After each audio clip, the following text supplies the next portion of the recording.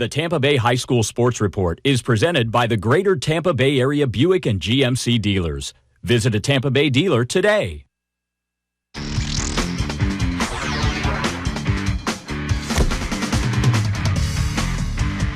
Hey, what's up? I'm Dave Reynolds, and we're nearing the end of state championship month. We'll head to Lakeland for the girls' basketball Final Four, and the boys' tournament began this week after some outstanding region final games. It's early in the track and field season, but some athletes already look to be in midseason form.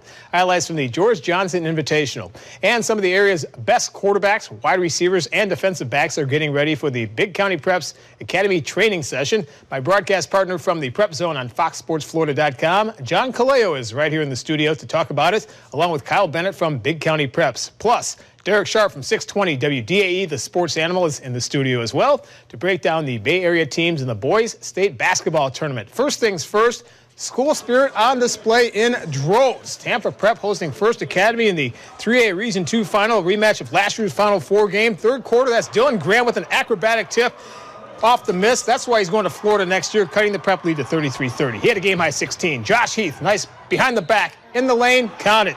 Hoop in the hack, 15 for him. Three-point play the old-fashioned way, 37-34 Terps. Fourth quarter, Heath inside to the big man. Adonis Rabigui beating the double team, nicely done. He had 10, 45-41 Tampa Prep. That was Prep's last basket of the game. Then, First Academy coming back. Tyler Coons, a tough shot in the lane, ties it at 45 with 1:12 to go. Then, 6.6 seconds ago, sophomore Marshall Holmes knocks down 1 out of 2 free throws, 46-45. At the end, the Royals with the last shot. Coons, no good, and Bedlam ensues at Tampa Prep. Redemption for last year's 19-point loss to First Academy in the Final Four is complete with a 46-45 win. Megan Macaluso with the happy postgame. Thanks, Dave. Well, it came down to those last 10 seconds here at Tampa Prep, and now that they survived them, they're heading to Lakeland for the Final Four. It was pretty intense in this area for a little bit there. That's a real big win because we wasn't going to finish the season with the loss on our court, so we had to fight through with everything. It's a huge win. Redemption is great. I love it. And this team really had us last year. They killed us. So it's nice to get back to Lakeland. You know what? Unbelievable thing for Marshall Holmes to step to the line, with 6 seconds, whatever it was that was left, as a sophomore in high school. That's a memory he will have for the rest of his life. And he created a memory for the rest of his teammates. This is the 7th trip in 15 years for the Terrapins to head to the Final Four, and maybe, just maybe, Joe Fenlon can finally bring home that state championship. For Our Team Sports, I'm Megan Macaluso. All right, thank you very much, Megan. Great pregame routine at Berkeley Prep, where the Buccaneers hosted Fort Myers Bishop Verot in the 4A Region 3 final. First quarter, Vikings racing to a 7-0 lead. Mark Wagner with the steal of the dish to Kevin Mosher, getting the kind bounce. 7-zip. Things looking not so good for Prep, but then the Bucs go on a 7-0 run of their own. Nelson Aguilar showing he can play some basketball. Nice crossover, shoulder down, off the window. Money ties it at 7. And Berkeley had a pretty good game from the outside. Jake Zweibel with the 3, 14-12 Berkeley Prep. Then Bobby Reinhardt, unfortunately for him, had to watch the shot of the game. Mason Taylor at the end of the first quarter from one step outside the free throw line. You got it. 75 feet away, but the Bucs open a big lead and they move into the Final Four for the first time since 1967, 70-62. All right, the girls' state tournament is now in the books, and one of the Final Four matchups was a battle between defending state champions. Dillard was trying to make it back-to-back titles in Class 5A against 4A winner Lakewood. We head to Lakeland for the highlights, and Lakewood actually began the year 2-5. They battled through a lot of injuries and adversity to make it back to Lakeland. First quarter, they couldn't stop that woman right there, Shatoria Baker, hitting not 1, not 2, not 3, but 4 threes on her way to 14 points in the quarter. Dillard with 6 threes in that quarter, led 21-14 after 1. Second, Spartans on the fast break. Alexis Ungro finding Jaquetta Green in for the layup. She had 11, 29-21 Dillard at recess. Then in the end, third quarter, they go inside to Shanice Brown, getting the kind bounce. Still, Dillard on top by 7 after 3. Then they go on an 8-0 run to start the fourth. Get the ball to the big woman, 6'6" center Macy Keene with the offensive board and easy stick back. Dillard wins at 57-41. They also went on to win the state title. We played with a little chip on our shoulders. Nobody gave us an opportunity. I think we played really hard for 3 quarters. We stuck with them. We gave them what they didn't expect. So if the question comes up, did we expect them to be that good? Well, I don't know. Did they expect us to be as good as we were for 3 quarters? Basically, we just had to come out. We knew we had to come out with intensity and never give up and just play our hearts out, because the odds were that they were 20-1, and we knew we had to come out there and show out. And basically, we just had to play tough defense and have not as many turnovers, I guess.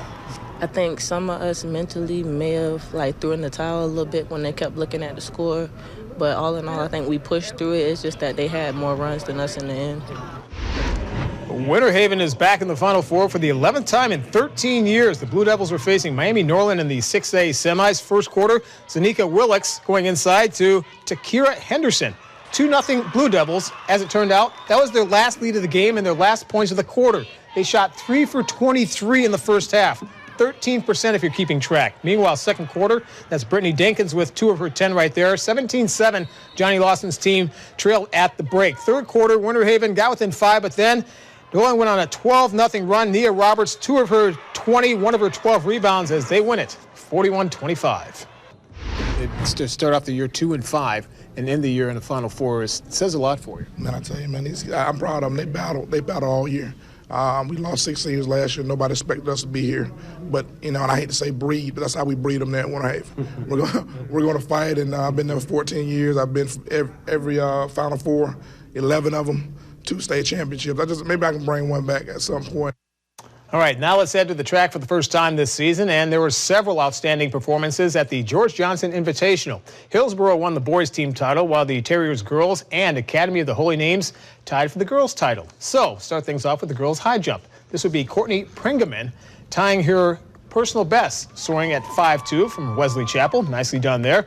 And then she thought she had it won. Comes down to the final jump. Sandra Akachukwa from Freedom High School getting over on her third and final try at 5'2". They failed to clear 5'4", so both of them share the top first place honors, I should say. Girls 100 hurdles, George Jenkins, that's Tori Abernathy, the soccer star going to Florida State. She won in a meet record time of 14.77 seconds. Boys 110 hurdles, Gaither freshman Samson Moore right there, winning in 14.82. Now the boys 100, the signature event. Anthony Brown from Hillsborough, look on the right side of your screen in the middle, racing against a couple of other football stars, Alvin Bailey and Wade Edwards from Armwood. Brown running away with it, winning in a personal best time of 10.50 seconds. My coach just told me just stay in your drive phase and just work on my technique, and the rest will take care of itself. You feel pretty good coming out of the block? I feel great today. I just work on it every day in practice. Practice make perfect, so I feel good. All right, as many big-time football recruits as the Bay Area has produced over the last several years, well, 2013 already is shaping up as another one that's full of outstanding athletes, and some of them will be on display this weekend. The event is the Big County Preps Leverage Defensive Back Academy, and my broadcast partner on the Prep Zone Game of the Week, John Kaleo, who runs the John Kaleo Quarterback Academy, is part of it, along with Kyle Bennett from Big County Preps. We'll be right back.